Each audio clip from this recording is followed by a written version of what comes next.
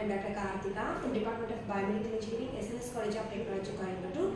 Today, our students of 3rd year Biomedical are going to do a case study on the use of filters in biomedical signal processing.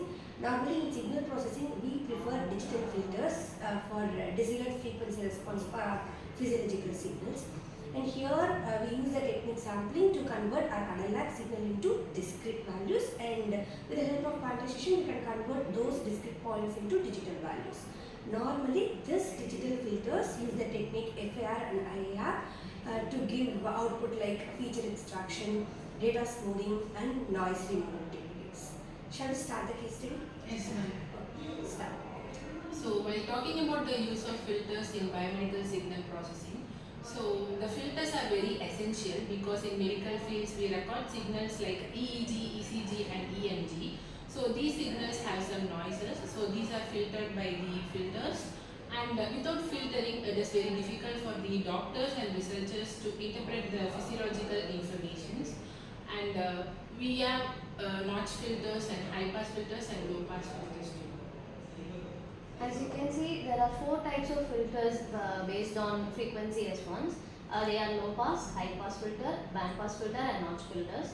In low pass filters, the low frequency are allowed pass, and high frequency components are eliminated there.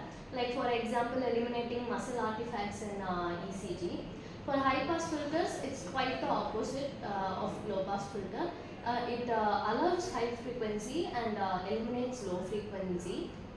In band pass filter, it's a specific range. It only selects a specific frequency range, like isolating brainwave rhythms in EEG. For notch filters, it is a narrow frequency. It selects a narrow frequency, like most probably like 50 or 60 hertz.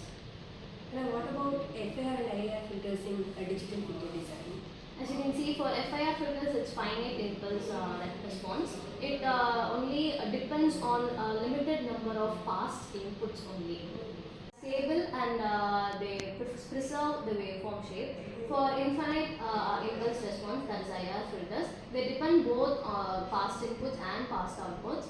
They achieve for a sharper filtering with lower order, and it may not also be stable at some times. So, as Ansini said about the types of filters, I remember a real-time case study where a 54-year-old man was admitted in the hospital for a routine cardiac test.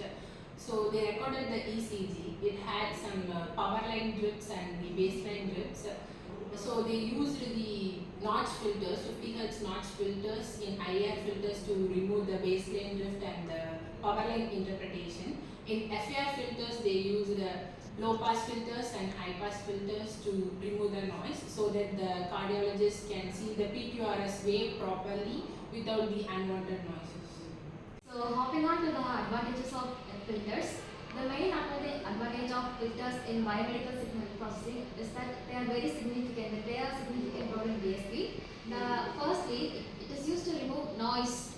For example, you can remove the interference, line interference and motion artifacts from the produced signal, which makes it more clear. And then it is used to enhance the important features in a given signal. For example, in QRS complex from the ECG signals, and then alpha waves from the EEG signals. And then it can also be used to improve the diagnostic accuracy. It allows doctors and algorithms to focus only on the required part of the medical signal. And filters are also adaptable. You can use low pass filter, high pass filter, band pass, and also adaptive filters depending on the type of signal and the kind of artifacts present in it. And filters are also available digitally in real time. For example, you can use it in wearable devices and also patient monitoring devices where immediate feedback of the signal is required. So these are the advantages of filters.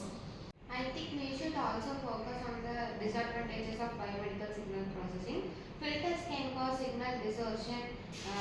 The original biomedical signals may be removed or altered. While removing noise, there is a risk of losing useful information, especially in ECG and EMG signals. Real-time monitoring filters often reduce time delay in emergency situations. These are the disadvantages of biomedical.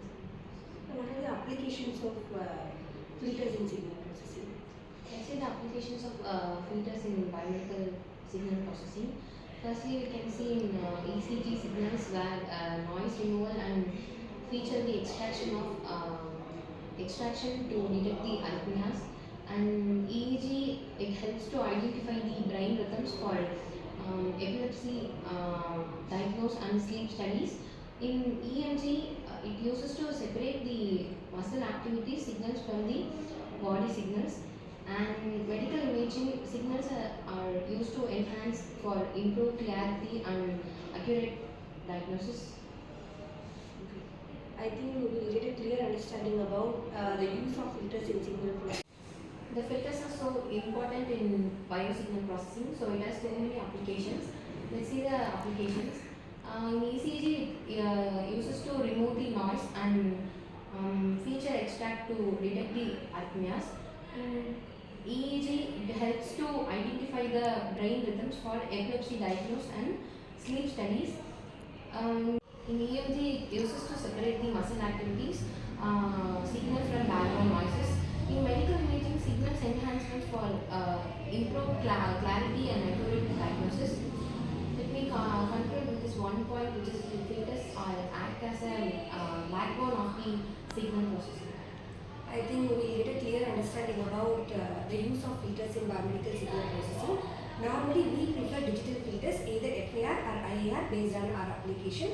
And these filters are mainly used for noise removal, feature extraction, as well as data smoothing and sharpening our physiological signals.